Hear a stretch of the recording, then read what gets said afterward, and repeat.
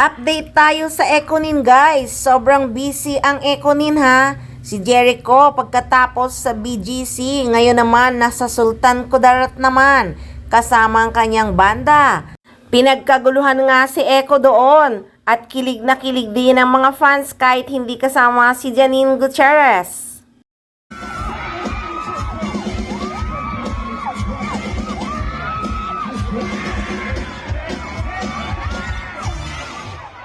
At si Nini hataw din sa endorsement.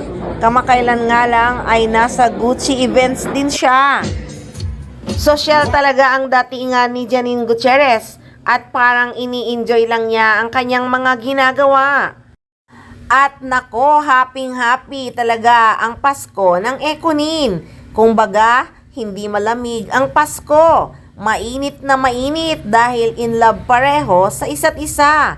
At alam nyo ba, mukhang wala nang balak si Eko, napakawalan pa si Janine Gutierrez ha. Ang balita nga kasi every weekend, lagi daw nakikibanding si Eko sa family ni Janine. Alam mo naman si Nini, family talaga ang importante sa kanya, lalo na sa mahahalagang okasyon.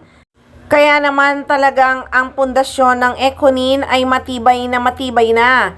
Kasi nga, family na ni Janine ang banding ni Eko. Parang di na kayang tibagi ng mga buzzer.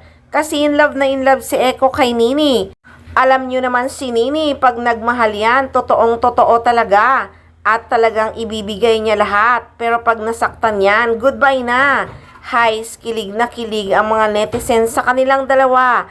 Lalo na nga pag may mga guesting na silang magkasama. Nako, tutok na tutok ang mga netizens at mga fans. Nako guys, marami pa tayong aabangan sa kanilang dalawa na mga guesting sa show. Lalo na ngayon, nag-season 2 na ang Lavender Fields. At sure, may season 3 yan. Kasi aabot pa nga hanggang next year ang serye.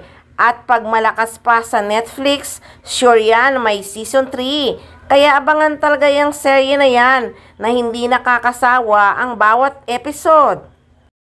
Tututukan mo talaga dahil na-stress na naman si Iris Benavides na si Janine Gutierrez.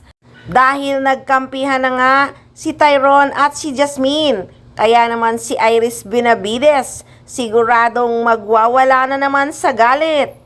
So speaking of Janine Gutierrez guys, new hairdo siya ngayon ha. Bagay din naman sa kanya.